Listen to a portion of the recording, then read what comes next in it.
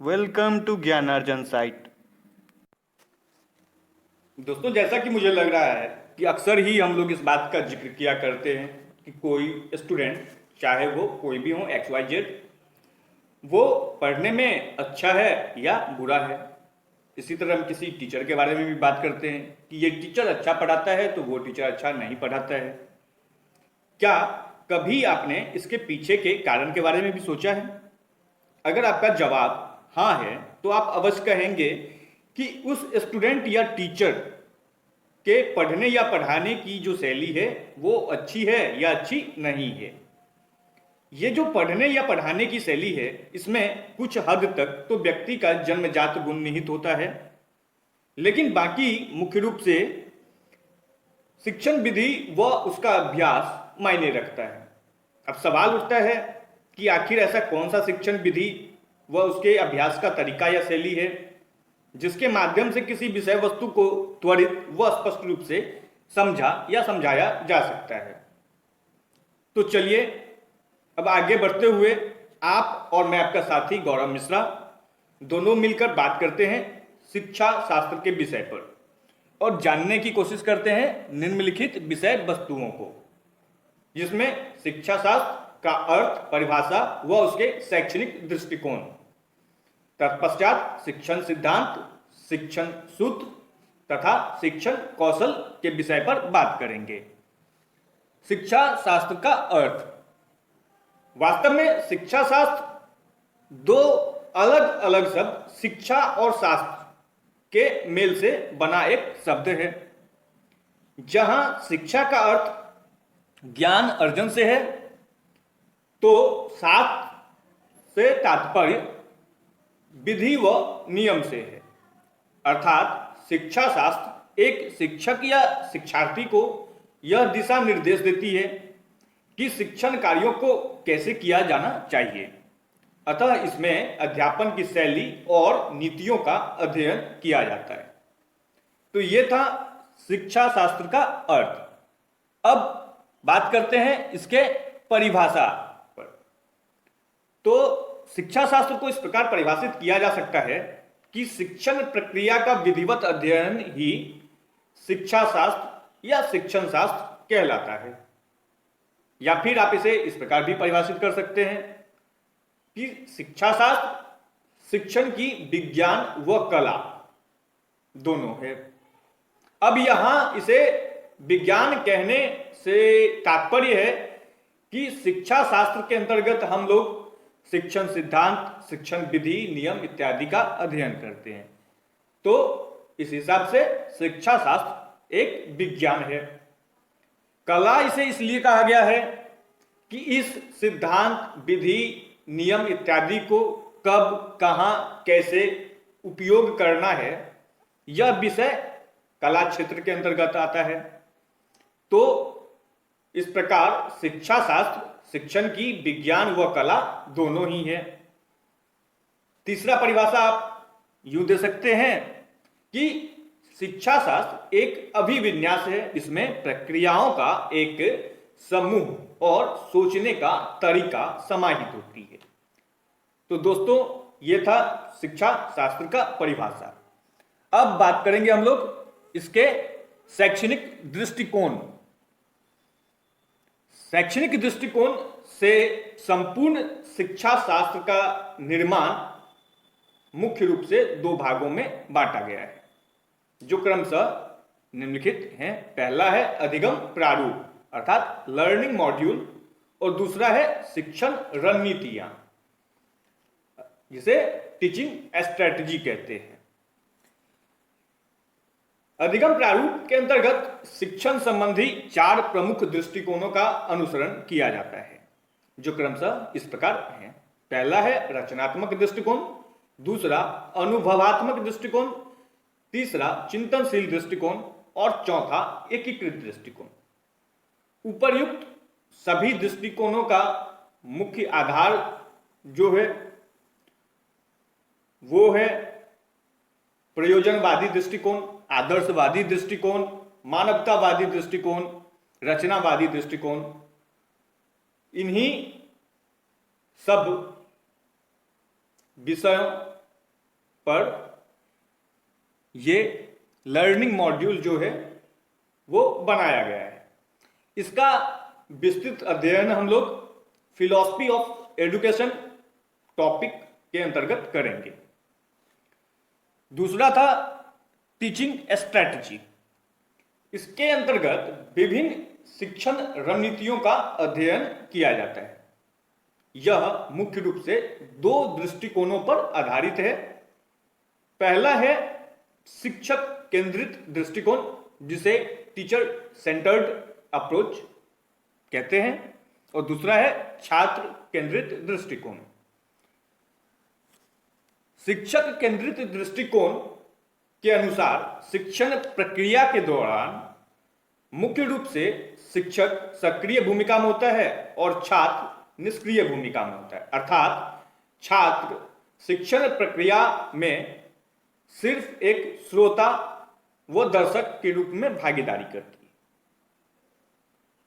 है। इस दृष्टिकोण के अनुसार जो है शिक्षण विधि में प्रत्यक्ष निर्देशन विधि का उपयोग किया जाता है। दूसरा पॉइंट है छात्र केंद्रित दृष्टिकोण। इस दृष्टिकोण के अनुसार शिक्षण क्रिया के दौरान शिक्षक व छात्र दोनों ही सक्रिय होते हैं, लेकिन छात्र शिक्षण प्रक्रिया में यहां मुख्य कर्ता की भूमिका निभाता है।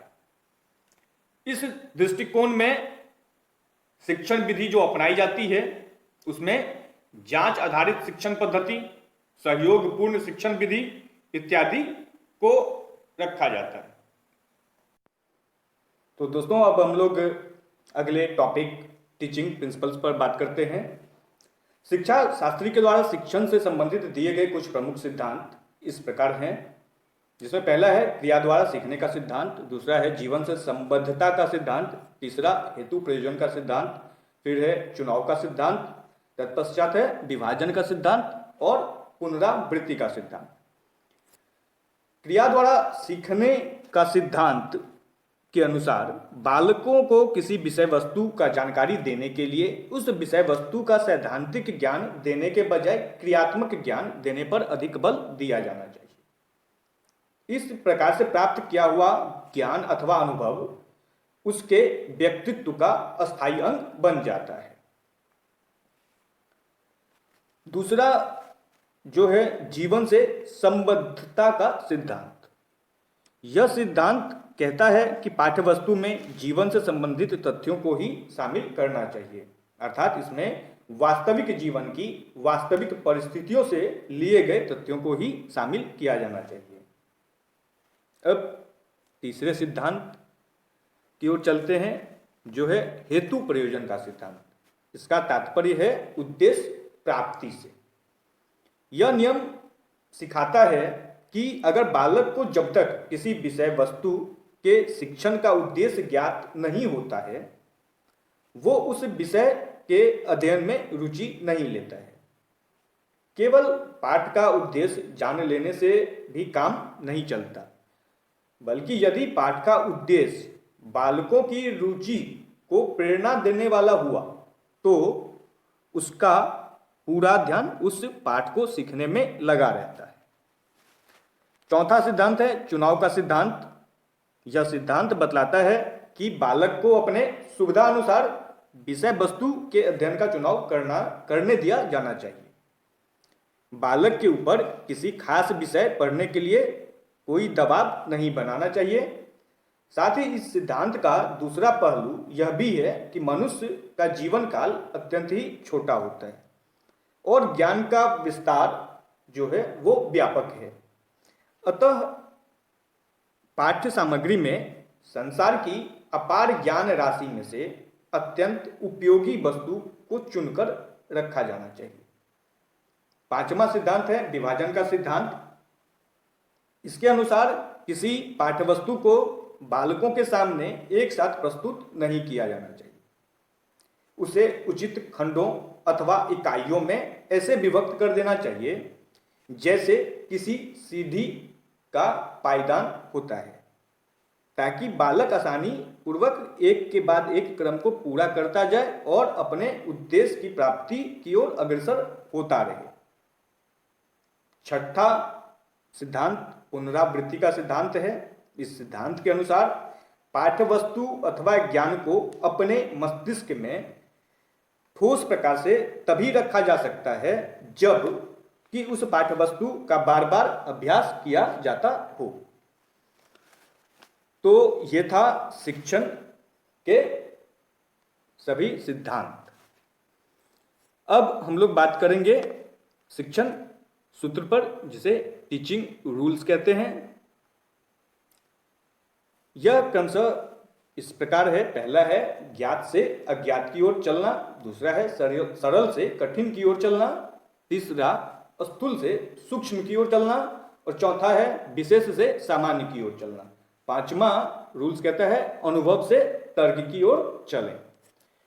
छठा नियम है पूर्ण से अंश की ओर चलें। सातवां नियम कहता है अनिश्चित से निश्चित की ओर चलें। आठवां नियम है विश्लेषण से संश्लेषण की ओर चलें, और नौवां नियम है इंद्रियों के प्रशिक्षण द्वारा शिक्षा प्राप्त करने पर बल दें। 10वां नियम कहता है तर्कपूर्ण विधि का त्याग कर मनोवैज्ञानिक विधि का अनुसरण करें। तो पहला नियम जो है ज्ञात से अज्ञात की ओर चलें। इसके अनुसार बालक के पूर्व ज्ञान से विषय को संबंधित करते हुए अगर उसे ज्ञान प्रदान किया जाता है तो बालक को उसे सीखने में रुचि व प्रेरणा होती है। मनुष्य सामान्यतया इसी क्रम में सीखता है, इसीलिए अध्यापक को अपनी पाठ सामग्री इस क्रम में प्रस्तुत करना चाहिए। दूसरा नियम है सरल से कठिन की ओर चलें।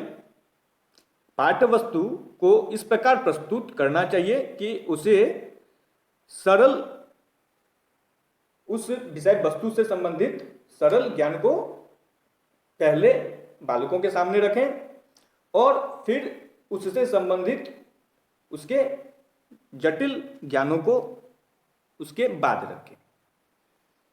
तीसरा नियम कहता है स्थूल से सूक्ष्म की ओर चलें। सूक्ष्म तथा अमूर्त विचारों को सिखाते समय उनका प्रारंभ आसपास की स्थूल वस्तुओं अथा स्थूल विचारों से करना चाहिए। यहां सूक्ष्म और स्थूल से तात्पर्य है कि सूक्ष्म जिसे आप देख नहीं सकते हैं, महसूस कर सकते हैं, अनुभव कर सकते हैं, जो एक आंतरिक ज्ञान होता है। स्थूल वस्तु जो हमारे वातावरण में, हमारे चारों इर्द गिर्द मौजूद हैं। तो इस प्रकार बालक की शिक्षा सदैव स्थूल वस्तुओं तथा तथ्यों से होनी चाहिए, शब्द परिभाषाओं तथा नियमों से उसके बाद उसका परिचय कराना चाहिए।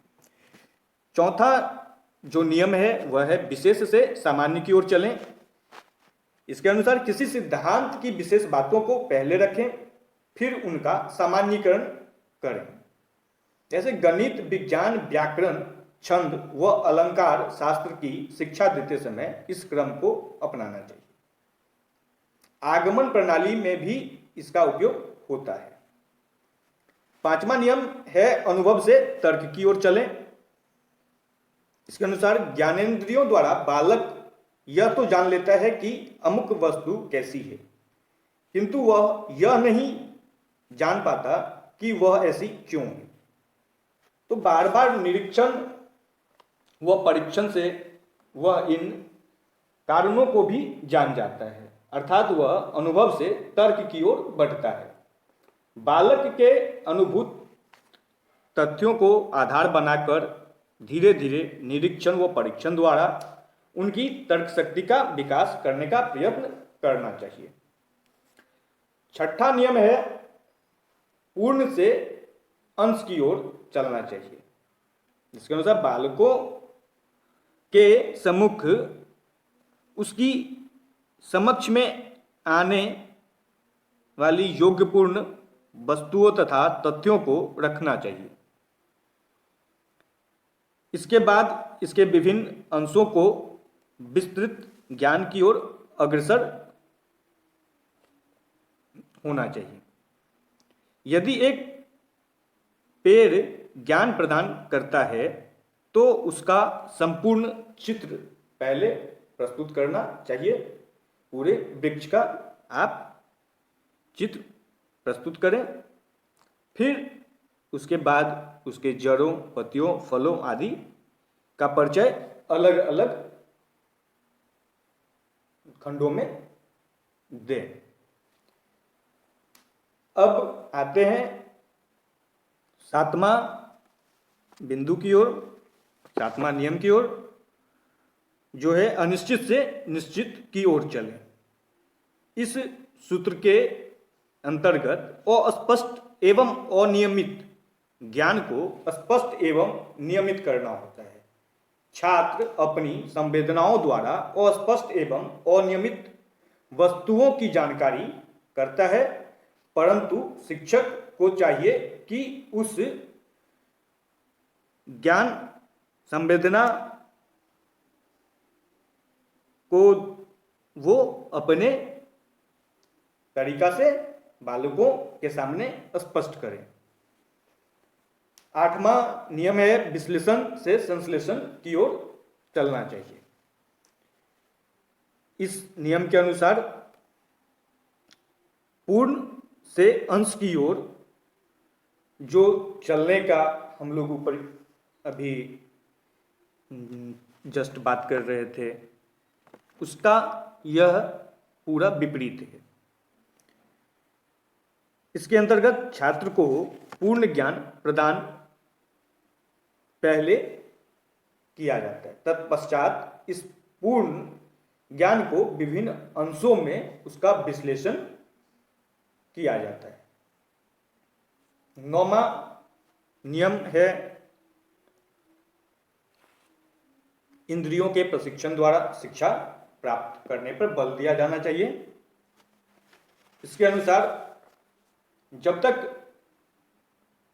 व्यक्ति अपने ज्ञानेंद्रियों के माध्यम से, चाहे वो आँख, कान, त्वचा, कोई भी माध्यम हो, उस माध्यम से किसी ज्ञान को प्राप्त करता है तो वो ज्ञान उसका एक अस्थाई ज्ञान होता है। इसी तरह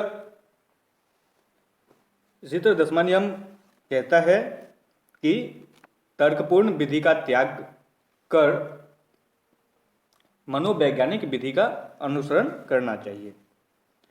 इसके अनुसार वर्तमान समय में मनोवैज्ञानिक के प्रचार के कारण इस बात पर जोर दिया जाता है कि शिक्षण विधि व क्रम में बालकों को मनोवैज्ञानिक विशेषताओं, रुचियों, जिज्ञासा और उसे ग्रहण शक्ति ही पर ध्यान रखा जाना चाहिए। तो ये था हमारा शिक्षण नियम। अब अगला हम लोगों का टॉपिक है टीचिंग स्टाइल्स, शिक्षण कौशल। शिक्षक द्वारा शिक्षण कार्य करते हुए अपने शिक्षण को प्रभावपूर्ण, रुचिकर व उद्देश्यपूर्ण बनाने के लिए जो कुछ भी किया जाता है उसे शिक्षण कौशल कहते हैं। ये शिक्षण कौशल क्रमशः निम्नलिखित है। पहला है प्रस्तावना कौशल, दूसरा है कक्ष प्रबंधन कौशल, तीसरा है श्यामपट्ट कौशल, चौथा है उद्दीपन परिवर्तन कौशल, पांचवा है पुनर्वलन कौशल, छठा है दृष्टांत या उदाहरण कौशल, सातवां है व्याख्यान कौशल, उसके बाद उद्देश्य कौशल, फिर खोजपूर्ण प्रश्न कौशल और शिक्षक सहायक सामग्री प्रयोग कौशल। प्रस्तावना कौशल, जिसे हम इंग्लिश में इंट्रोड्यूसिंग स्किल कहते हैं किसी भी टॉपिक को पढ़ाने से पहले प्रस्तावना बनाना अति आवश्यक है, जिससे बच्चे उस टॉपिक को अपने पूर्व ज्ञान से जोड़ सकें। और प्रस्तावना कौशल में आप किसी टॉपिक को किसी कहानी के माध्यम से खोजपूर्ण प्रश्न कर किसी दृश्य श्रव्य सामग्री का प्रयोग करके या कोई चित्र आदि दिखा करके कर सकते हैं। दूसरा जो शिक्षण कौशल है, क्लासरूम मैनेजमेंट। यह कक्ष क्लासरूम में छात्रों में अनुशासन तथा छात्रों की शिक्षण प्रक्रिया में रुचि बनी रहे, इन सब का प्रबंध करना ही कक्षा प्रबंधन कौशल कहलाता है। इसके अंतर्गत बहुत सारे कार्य किए जाते हैं, जिसमें क्लासरूम के lighting, window system, chair system, desk system, सारे वस्तुओं का ख्याल रखा जाता है, उन पर विचार किया जाता है।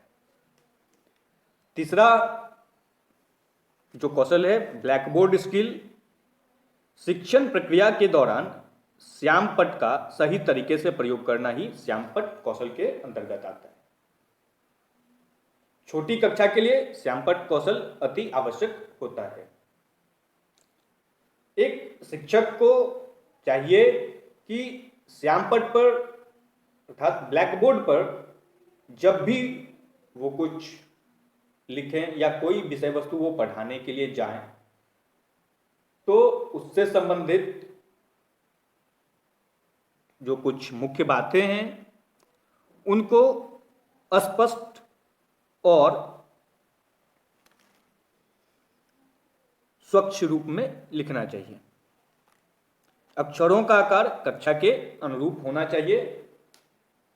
अगर कक्षा जो है वो बड़ा है तो उस स्थिति में आपके फॉन्ट का साइज जो है वो भी बड़ा होना चाहिए कि दूर बैठे छात्रों को वो आसानी पूर्वक दिख सके। चित्र आदि बनाते समय अलग अलग रंगों के चौक का प्रयोग करना चाहिए। श्यामपट्ट पर लिखते समय, ब्लैक बोर्ड पर लिखते समय जो आपकी लिखावट है वो एक सीधी रेखा में होनी चाहिए। ब्लैक बोर्ड कार्य करते समय विषय के अनुसार सचित्र वर्णन करना चाहिए। तो ये था ब्लैक बोर्ड स्किल। अब बात करते हैं उद्दीपन परिवर्तन कौशल पर। उद्दीपन परिवर्तन कौशल के अनुसार छात्रों का ध्यान टॉपिक में, किसी विषय वस्तु में जो शिक्षक पढ़ा रहा है उसमें बना रहे, इसके लिए अध्यापक को अपने शरीर का संचालन, अपने हाव भाव में परिवर्तन, हाथों का संकेत, स्वर में उतार चढ़ाव आदि छात्र शिक्षक अंतःक्रिया परिवर्तन में मुख्य भूमिका निभाता है। यह परिवर्तन आदि टॉपिक के अनुसार करना चाहिए जिससे शिक्षक छात्र अनुक्रिया सही ढंग से हो सके। इस प्रकार के कौशल को उद्दीपन परिवर्तन कौशल कहते हैं। अब आता है पुनर्बलन कौशल। इसके अनुसार किसी पुनर्बलन का, रिइंफोर्समेंट का प्रयोग करना या पहले से किए गए रिइंफोर्समेंट को हटाना जिससे छात्र शिक्षक की अनुक्रिया बनी रहे। जैसे यह रिइंफोर्समेंट आप वर्बली और नॉन वर्बली दोनों दे सकते हैं। चलिए, छठा जो शिक्षण कौशल है उसके अंतर्गत दृष्टांत या उदाहरण कौशल आता है। इसके अनुसार जो है कि यदि कोई टॉपिक बच्चों को समझ में नहीं आ रहा है तो उसे उदाहरण के माध्यम से समझाना होता है। यह उदाहरण किसी कहानी के माध्यम से या किसी चित्र के माध्यम से या फिर वास्तविक कोई उदाहरण इत्यादि के द्वारा दिया जाता है, जिससे बच्चों को विषय वस्तु का जानकारी सही ढंग से हो पाए। सातवां कौशल है व्याख्यान कौशल, लेक्चर स्किल। यह कौशल बड़ी कक्षा के छात्रों को किसी विषय वस्तु का ज्ञान देने के लिए उपयोग किया जाता है। इसमें ध्यान रखा जाता है कि व्याख्यान पूर्व ज्ञान से संबंधित, रुचिपूर्ण व उद्देश्यपूर्ण होना चाहिए। आठवां कौशल है उद्देश्य कौशल। उद्देश्य कौशल से तात्पर्य है कि शिक्षण कार्य हमेशा उद्देश्य युक्त होना चाहिए। जो भी क्लासरूम में पढ़ाया जा रहा हो उसका एक अपना निश्चित उद्देश्य होना चाहिए। उद्देश्य विहीन शिक्षण कार्य एक तरह से पूर्णतः व्यर्थ है, उसका किसी भी तरह का कोई भी फायदा न तो बालकों को होता है और न शिक्षक को होता है। नौवां है खोजपूर्ण प्रश्न कौशल। इसके अनुसार यदि कोई छात्र किसी प्रश्न का उत्तर नहीं दे पा रहा है तो उससे संबंधित कोई दूसरा प्रश्न उस बालक से पूछा जाना चाहिए जो कि पहले प्रश्न से संबंधित हो, जिससे छात्र अपने पूर्व ज्ञान को अपने विषय के साथ जोड़ सके। 10वां कौशल कहता है, जो शिक्षण कौशल है वह है शिक्षण सहायक सामग्री प्रयोग कौशल। इसके अंतर्गत शिक्षकों द्वारा विभिन्न प्रकार के टीचिंग लर्निंग मटेरियल का उपयोग किया जाता है। यह कौशल मुख्य रूप से दृष्टांत या उदाहरण कौशल के अंतर्गत प्रयोग किया जाता है, जिसमें आप या एक शिक्षक जो हैं वो पेंटिंग, कोई रियल ऑब्जेक्ट, इस तरह के टीचिंग लर्निंग मटेरियल का उपयोग करके बच्चों को विषय वस्तु का जानकारी प्रदान करते हैं। तो धन्यवाद दोस्तों, ये था हम लोगों का आज का वीडियो। हमारे साथ बने रहिए और मिलते हैं अगले वीडियो।